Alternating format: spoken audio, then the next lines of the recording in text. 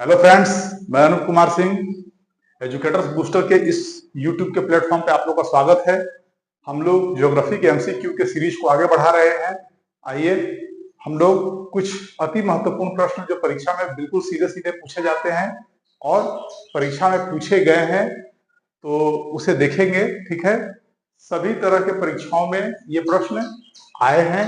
उसके स्वरूप और उसके थोड़े से फॉर्म अलग अलग थे, लेकिन प्रश्न का मेन कोर या डिमांड ऑफ क्वेश्चन बिल्कुल यही था। ठीक, आइए ब्लैक बोर्ड पे हम क्वेश्चन नंबर 1 से स्टार्ट करते हैं। निम्न में से कौन सा युग्म सुमेलित असुमेलित है? यहाँ पर ध्यान देना है, असुमेलित मतलब कौन सा, मतलब कि जो मैचिंग करना है इसको। ठीक है, तो कौन सा मैच नहीं हो रहा है आपको यही बात बताना है। ठीक है, जैसे कि पहला है लेवेश, दूसरा है बी नंबर ब्रिक फिल्डर, और सी नंबर है ब्लैक रोलर, और डी है सामल। उसके बाद फिर क्या है, इधर सही जोड़ी मिलाना है। उसमें है स्पेन, ऑस्ट्रेलिया, उत्तरी अमेरिका और ऑस्ट्रिया। तो इन सभी को हमको मिलाना है और देखना है कि कौन सा सुमेलित नहीं हो रहा है इसमें। तो लेवेस है, ऐसे लेवेस या लेवेंडर भी बोलते हैं, स्पेन में चलता है। ये हवा है, देखिए ये है, ये जितने भी दिए हुए हैं यहाँ पर ये स्थानीय हवा है। स्थानीय हवा का मतलब क्या हो गया, जो किसी कारण से कुछ जो मतलब कि स्थायी पवने हैं, स्थायी पवन में किसी कारण विशेष से परिवर्तन होने पर वो लोकल एरिया में फिर उसमें उसके गुणों में कुछ बदलाव आ जाता है, और स्थायी पवन लोकल एरिया में कुछ खास गुणों को ग्रहण करके बहती है या चलती है। उसकी प्रॉपर्टी थोड़े जो स्थायी पवन है, जैसे कि क्या है आपको पता होगा, जैसे पछुआ पवन, व्यापारिक पवन, ध्रुवी पूर्वा पवन, राइट, इन सबसे अलग होता है। तो ये जो है लोकल विंड है। ठीक है, उस लोकल विंड को, स्थानीय पवनों को उसके बहने वाले देश से मिलान करना है। तो ये बिल्कुल राइट है। लेवेस जो है वो कहाँ है, स्पेन में है, बिल्कुल ठीक है। उसका ब्रिक फिल्डर ऑस्ट्रेलिया में चलता है, राइट, बिल्कुल सही बात है, ऑस्ट्रेलिया में चलता है ब्रिक फिल्डर। ठीक है, ऑस्ट्रेलिया में ये बहता है ऐसे ब्रिक फिल्डर। उसके बाद फिर आगे देखिए ब्लैक रोलर, तो ब्लैक रोलर उत्तरी अमेरिका में बहता है, बिल्कुल राइट, बिल्कुल बहता है उत्तरी अमेरिका में। ठीक है, अगर आप देखेंगे तो उत्तरी अमेरिका में यहाँ पर इस तरीके से बहता है ब्लैक रोलर भी। सामल ऑस्ट्रेलिया में नहीं, गलत। सामल जो है वो ईरान में बहने वाला पवन है, ईरान के क्षेत्र में बहता है ये पवन, गर्म पवन है। ठीक है, ऑस्ट्रिया में ये पवन नहीं बहती। ओके, तो यही जो है असुमेलित है, आपका उत्तर हो जाएगा डी। तो आप इसको नोट कर लीजिए। यहां से जो चारों सही जोड़ी है, इसमें से किसी एक को उठा के भी सवाल आपसे पूछा जा सकता है। क्वेश्चन नंबर 2 में आइए, कहता है कि नोबी और कांतो का मैदान निम्नलिखित में से किस देश में स्थित है? ठीक है, नोबी और कांतो का मैदान किस देश में अवस्थित है? तो आपके ऑप्शन क्या है, उत्तर कोरिया में, कि बी है दक्षिण कोरिया, कि सी है जापान, कि डी है फिलीपींस। तो इसको आप देखिए, इसमें से सही उत्तर क्या है? तो देखिए इसका सही उत्तर है ऑप्शन सी, जापान। तो जापान में नोबी और कांतो का मैदान है। ठीक, यहाँ पर आपको थोड़ा सा कंफ्यूज करने के लिए एक ही जैसे द्वीपीय देशों को इस ऑप्शन में दिया गया है। उत्तर कोरिया, दक्षिण कोरिया, जापान और फिलीपींस में समानता यही है कि ये सभी द्वीपीय देश हैं, एक द्वीप पर बसा हुआ देश है। ठीक है, तो आपका सही उत्तर है जापान, इसको कहीं भी नोट कर लीजिए, राइट। ठीक है, नेक्स्ट क्वेश्चन पे मूव करते हैं हम सब। तो क्वेश्चन नंबर 3 में कहता है कि इंडोनेशिया के द्वीप समूहों को पश्चिम से पूर्व की ओर, इसमें से कौन सा सही क्रम आपको दिखाई पड़ता है? देखिए ये क्वेश्चन जो है, ये क्वेश्चन वर्ल्ड मैप से उठाया गया सवाल है। और देखिए वर्ल्ड मैप में सवाल ऐसे सजाने के लिए आजकल खूब आ रहे हैं, वनडे एग्जाम्स में भी आ रहे हैं, क्योंकि वनडे एग्जाम को भी टफ करने के लिए कुछ क्वेश्चन इस तरह के वैरायटी को भी डाला जाता है। ठीक, तो देखिए अब देखिए आपके ऑप्शन क्या है, जावा, सुमात्रा, लोम्बोक और बाली, या फिर सुमात्रा, जावा, बाली, लोम्बोक, या सुमात्रा, जावा, लोम्बोक, बाली, या बाली, सुमात्रा, जावा, लोम्बोक। इन चारों को ही उलट दिया गया है। ऐसे सही जो क्रम है द्वीपों का जब देखेंगे तो सबसे पहले सुमात्रा आता है, सुमात्रा के बाद फिर जावा आता है, और जावा के बाद तब बाली, और तब आता है लोम्बोक। ये मैपिंग का चीज है। ठीक है, इसको बहुत डिटेल में हम लोगों को करना है आगे, लेकिन मैं अभी आपको यहाँ पर केवल क्वेश्चन को दिखा रहा हूँ, ठीक है। और आप एक एटलस में जाकर इसके खोज के आप इसको देख सकते हैं, ठीक। तो इसका सही जवाब क्या हो जाएगा? ऑप्शन बी, क्योंकि पहले सुमात्रा होगा, ठीक है, और फिर जावा होगा, ठीक। तो यहाँ पर दो ऑप्शन ऐसे हैं जहां पे आपको निकटता बहुत अधिक दिखाई पड़ रही है, जो कि सुमात्रा जावा और सुमात्रा जावा यहाँ दोनों ही ऑप्शन में है। लेकिन उसके बाद जैसे ही आप बाली आपके दिमाग में आ जाएगा, आपको बिल्कुल बी ऑप्शन दिखाई देगा, केवल एक ऑप्शन है और फिर लोंगोक, तो ऑप्शन बी राइट है। फिर आते हैं क्वेश्चन नंबर 4। ये देखिए अपने आप में बहुत अच्छा सवाल है, हालांकि इसके ऑप्शन को इतना आसान कर दिया गया है कि आप आसानी से इसको डिटेक्ट कर पा रहे हैं और अपने आंसर तक पहुंच जाएंगे। लेकिन इसको अगर और क्लोज ऑप्शन दिया होता तो यहाँ पे आपको गड़बड़ कर सकते थे आप, जैसे कि निम्न में से कौन सा देश काला सागर के तट पर नहीं है? तो देखिए तुर्की जो है वो है, जॉर्जिया भी है और बुल्गारिया भी है, ठीक है, राइट। तो यहाँ पर कौन सा देश है जो नहीं है? तो सीरिया। सीरिया एक ऐसा देश है जो कि काला सागर के तट पे नहीं है। सीरिया कहाँ है? तो सीरिया भूमध्य सागर के किनारे है। आप इसको भी ध्यान रखिएगा, क्योंकि सीरिया एक चर्चा में बना हुआ एक देश है जहां पर कई तरह के मतलब कॉन्फ्लिक्ट चल रहे हैं, चलता रहता है। तो ये मतलब कि मिडिल ईस्ट का एक महत्वपूर्ण देश है जहां पर जो चर्चा में हमेशा रहता है कई तरह की अंतर्राष्ट्रीय घटनाओं की वजह से, और वो भी किसी अच्छे घटना के लिए नहीं, कंफ्लिक्ट के लिए ही, ठीक है। तो देखिए नेक्स्ट क्वेश्चन पे हम लोग आगे बढ़ते हैं। क्वेश्चन नंबर 5 पर सही जोड़ी मिलाना है आपको। क्वेश्चन थोड़ा बड़ा है, लेकिन देखिए इस क्वेश्चन को अगर आप ध्यान से देखेंगे तो एक ही क्वेश्चन में आपको वन लाइनर 4 प्रश्न मिलते हैं। तो इस प्रश्न को करने में बहुत अधिक फायदा है, क्योंकि इस पर डिस्कशन भी हम लोग अच्छे से करेंगे। तो आपको एक क्वेश्चन के थ्रू 4 क्वेश्चन आपको यहाँ कवर होगा, और आने वाले समय में ऐसे प्रश्न आपको परीक्षा में दिखाई पड़ेंगे। तो सही जोड़ी क्या मिलाना है? ज्वालामुखी पर्वत है यहाँ पर दिया हुआ है एक तरफ, और दूसरी तरफ संबंधित देश है। अब कौन से देश में कौन सा ज्वालामुखी पर्वत है, ऐसा ही सवाल यहाँ पर आता है, और आपको यहाँ पर दिए गए उत्तर से आपको प्रश्न को मतलब कि सही उत्तर को चुन लेना है। तो माउंट रेनर, तो माउंट रेनर कहाँ पर है? इटली में है, कि माउंट एटना मैक्सिको में है, कि माउंट पैराकुटीन फिलीपींस में है, कि माउंट एपो यूएसए में है, ठीक है। तो सबसे पहले तो आप जान लीजिए कि माउंट रेनर सबसे आसान ऑप्शन यही है, ये है यूएसए, एकदम सही है, कोई दिक्कत यहाँ पर आपको नहीं होगा, ठीक है। उसके बाद माउंट एटना जो है वो इटली में है। एटना एक द्वीप है, ठीक है, इटली के पास एक द्वीप है, वहीं पर स्थित है ज्वालामुखी, उसको माउंट एटना द्वीप के नाम से उस ज्वालामुखी का नामकरण किया गया है, ठीक है। उसके बाद फिर माउंट पैराकुटीन, तो देखिए ये मैक्सिको में, ये थोड़ा कठिन है, मैं इसको मानता हूं कि ये डिफिकल्ट है, लेकिन आपको इसको याद रखना है, क्योंकि ऐसे ही जो क्वेश्चन में कम बार आए हुए हैं, जैसे एटना तो कई बार आया हुआ है, कोटोपेक्सी कई बार आया है, ओजोस डेल सैलाडो कई बार आया हुआ है, ठीक है, राइट। माउंट एकोंकागुआ कई बार आया हुआ है। तो ऐसे सवाल अब थोड़े से कम मतलब कि आने के चांसेस हैं। माउंट पैराकुटीन जो है मैक्सिको में है, ध्यान रखिएगा, ये सवाल आ सकता है। माउंट एपो, ठीक है, माउंट एपो फिलीपींस में है, ये देखिए। तो आप इसके हिसाब से सही उत्तर तक पहुंचिए जरा। तो ए का 4, तो ए का 4 तो यहाँ पर 3 में है, ए का 4, केवल अगर सी को छोड़ दे तो सभी में ए का 4 है। फिर बी का अगर देखें तो 1, तो बी का 1 भी यहाँ पर 2 ऑप्शंस में आपके दिख रहे हैं, जिसमें कि ए है मतलब 4 के साथ 1 आ रहा है। तो देखिए, तो नहीं सॉरी, तो जो बी का 1 है वो केवल एक में ही सेट कर रहा है, जो 4 के साथ है वो है बी। तो ऐसे ही आपका 2 ही ऑप्शन से आप पकड़ में आ गया कि आंसर बी होगा।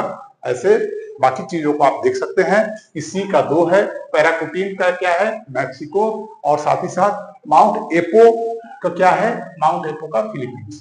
तो बी आपका सर्वशुद्ध हल है। ओके, ठीक है फ्रेंड। तो नेक्स्ट क्वेश्चन पे हम लोग मूव करें। तो क्वेश्चन नंबर 6 क्या कह रहा है? क्वेश्चन नंबर 6 जो है वो ये कहता है कि निम्नलिखित में से कौन सा द्वीप कैरेबियन सागर में अवस्थित नहीं है। देखिए फैक्चुअल क्वेश्चन है, छोटे छोटे जो द्वीप होते हैं वो किस किस सागर में अवस्थित होते हैं। प्रत्येक सागर में कुछ न कुछ द्वीपों की संख्या है, ठीक है, जहाँ पे द्वीप बने हुए हैं। तो इन चीजों को आपको देखना है, जिसमें बहुत इंपॉर्टेंट द्वीपों को ही आप देखिएगा, क्योंकि परीक्षा में इंपॉर्टेंट द्वीप ही आते हैं। तो ग्रेनाडा, मोंटसेराट, सी मडीरा या फिर बेंगुएला। तो देखिए इसमें से क्या उत्तर होगा, कौन सा उत्तर होगा कि कैरेबियन सागर में कौन सा द्वीप यहाँ अवस्थित नहीं है। तो सी मदीरा। मदीरा द्वीप जो है, मदीरा द्वीप जो है वह क्या है, वह कैरेबियन सागर में अवस्थित नहीं है। मदीरा द्वीप को जब देखेंगे तो अटलांटिक महासागर में बिल्कुल वो किनारे पे अवस्थित द्वीप है, तो अटलांटिक महासागर में। इस तरह की चीजों को भी आप अपने कॉपी में नोट डाउन कर लीजिए, ठीक है। क्वेश्चन नंबर 7 को देख लीजिए। ये बहुत ही आसान लेकिन इतना इंपॉर्टेंट है कि हमेशा ये रिपीट करता है हर एग्जाम। कुछ क्वेश्चन ऐसे होते हैं तो आप इसको याद कर लीजिए। विश्व ओजोन दिवस मनाया जाता है 25 दिसंबर को, 21 अप्रैल को, 16 सितंबर को या 30 जनवरी को। तो इसका जो सही जवाब है वो क्या है, वो है 16 सितंबर को मनाया जाता है विश्व ओजोन दिवस। तो ये ओजोन वाला सवाल भी जो है ये परीक्षा में बहुत बार आता है, ठीक है। तो इस तरह के सवाल कभी गलती नहीं होनी चाहिए, भूल के भी। अगर भूल के भी ये प्रश्न अगर किसी से गलती होता है तो काफी नुकसान हो जाता है और आप बहुत पीछे हो जाते हैं।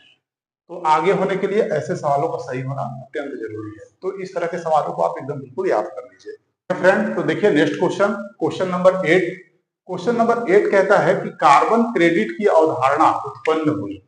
तो देखिए कार्बन क्रेडिट की अवधारणा जो है ये पर्यावरण से, इन्वायरमेंट से जुड़ा हुआ एक शब्द है, एक वर्ड है जो काफी चर्चित है, ठीक है। तो कह रहा है कि कार्बन क्रेडिट की अवधारणा कहाँ उत्पन्न हुई, किस समिट में उत्पन्न हुई, कहां पर विश्व के सभी देश एकत्रित हुए, तो वहां पर यह निर्णय लिया गया कि कार्बन क्रेडिट की एक अवधारणा को सभी जगह लागू किया जाएगा पूरे विश्व में। तो ऑप्शन है A earth summit Rio de Janeiro, B Kyoto protocol, C Montreal protocol या G8 समिट। तो देखिए यहाँ पर जो सही जवाब है वो क्या होगा, उसे आपको यहाँ पर देखना है, ठीक है। तो इसको जब आप सही से देखेंगे तो पता चलेगा कि क्योटो प्रोटोकॉल जो है वह एक ऐसा प्रोटोकॉल है जिसमें कई तरह की बातें निकल के सामने आई थी। उसमें एक सबसे इंपॉर्टेंट बात निकल के सामने आया, कार्बन क्रेडिट। कार्बन क्रेडिट की अवधारणा यहीं से उत्पन्न हुई है।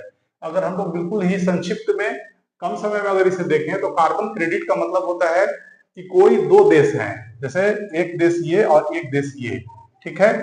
तो जो इंडस्ट्रियल कंट्री होते हैं जहां पर उद्योग बहुत अधिक है, वो अधिक मात्रा में कार्बन को इमिट करते हैं, बहुत अधिक मात्रा में कार्बन उत्सर्जन करते हैं वो, ठीक है।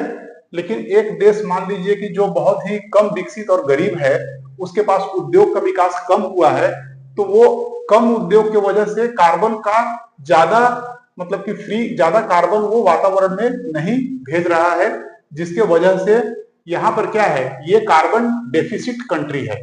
तो ये कार्बन डेफिसिट कंट्री है, ठीक है।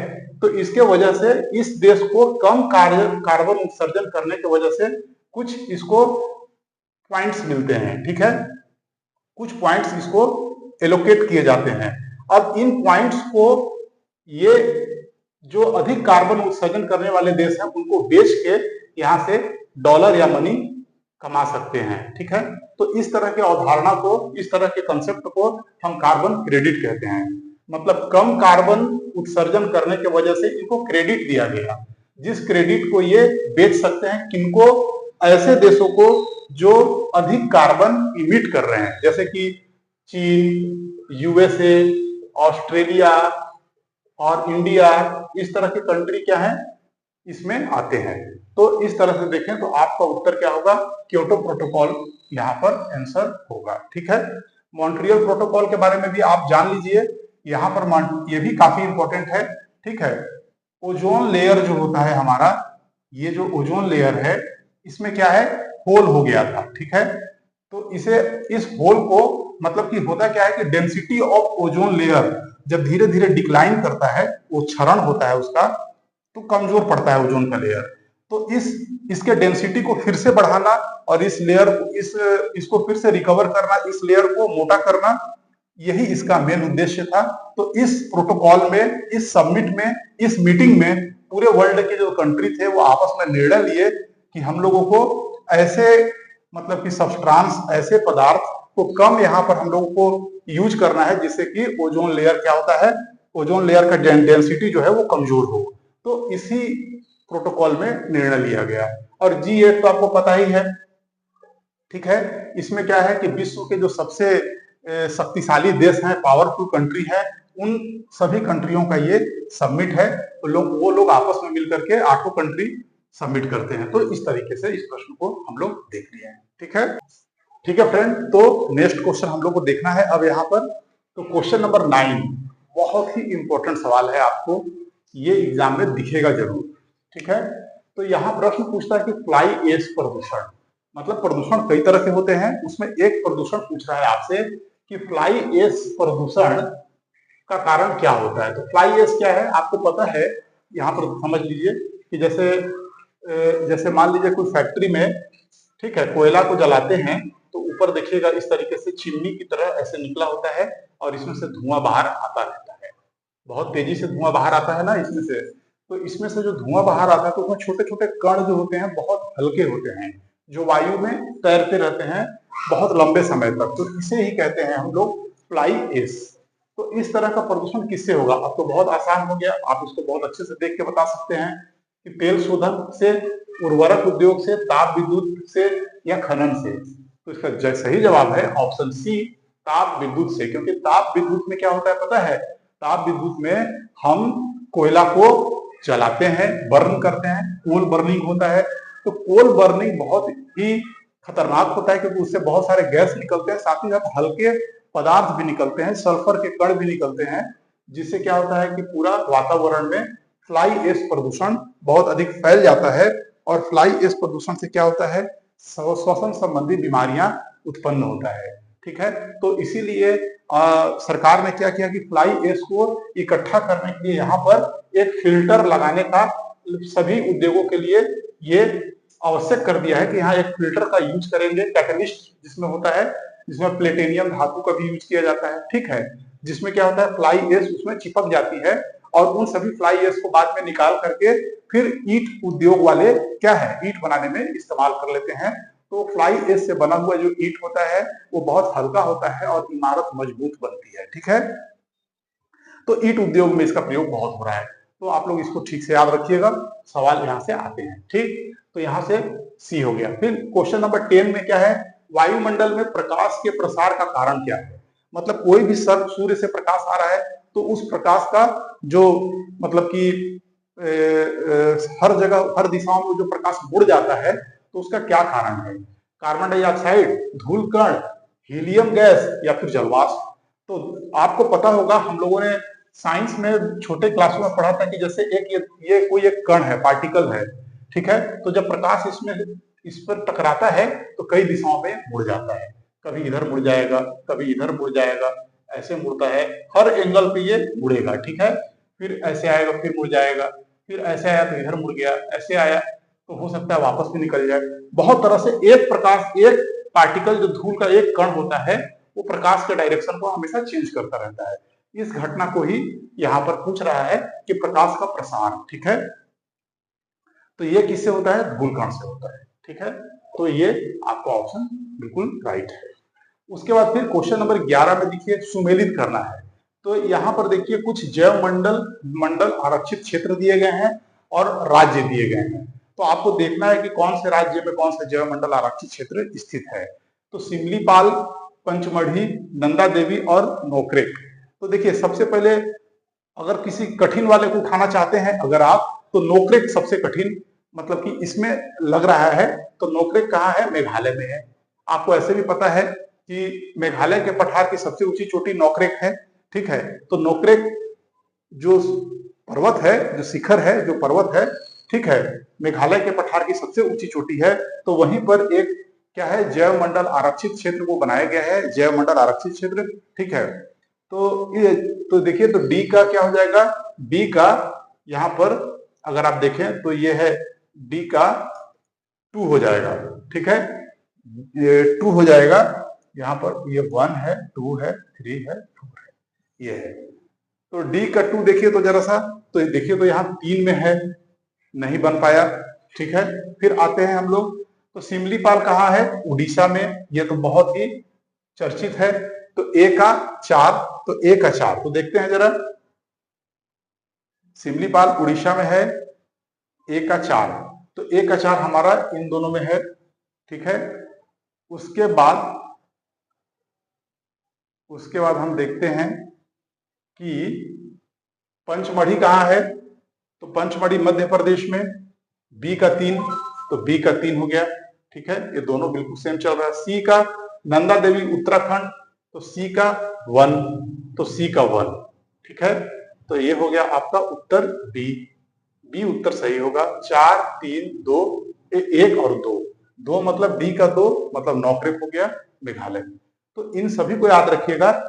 हो सकता है कि आपसे केवल एक ही पूछ दे कि नौकरी कहाँ स्थित है, नंदा देवी कहाँ स्थित है, पंचमढ़ी, सिमलीपाल, इस तरह से सवाल तो आते ही हैं, तो इसको भी इसी तरीके से देखना है।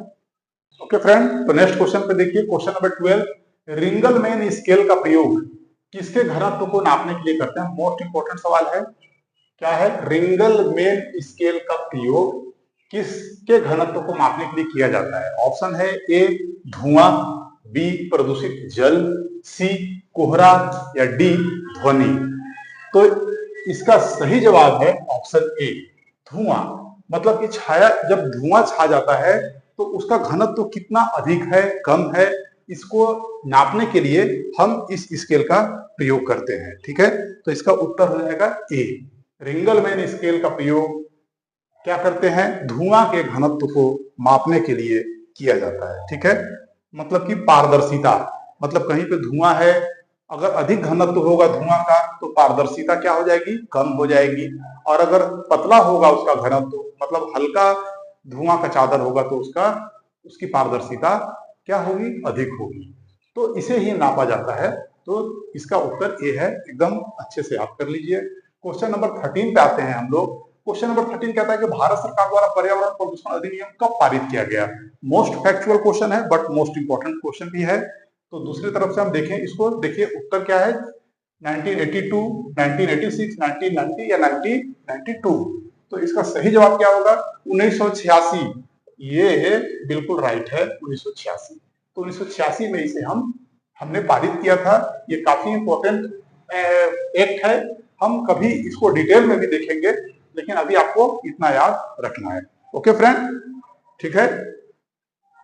तो इस तरीके से हम लोगों ने आज बहुत महत्वपूर्ण सवालों को देखा है, ठीक। इसे कम मत समझिएगा क्योंकि सवाल क्वालिटेटिव है, ठीक।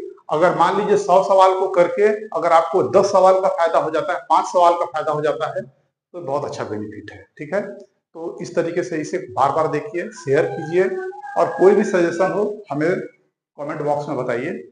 हम लोग बिल्कुल प्रस्तुत हैं आपके कमेंट के लिए, ठीक है। तब तक के लिए थैंक यू वेरी मच।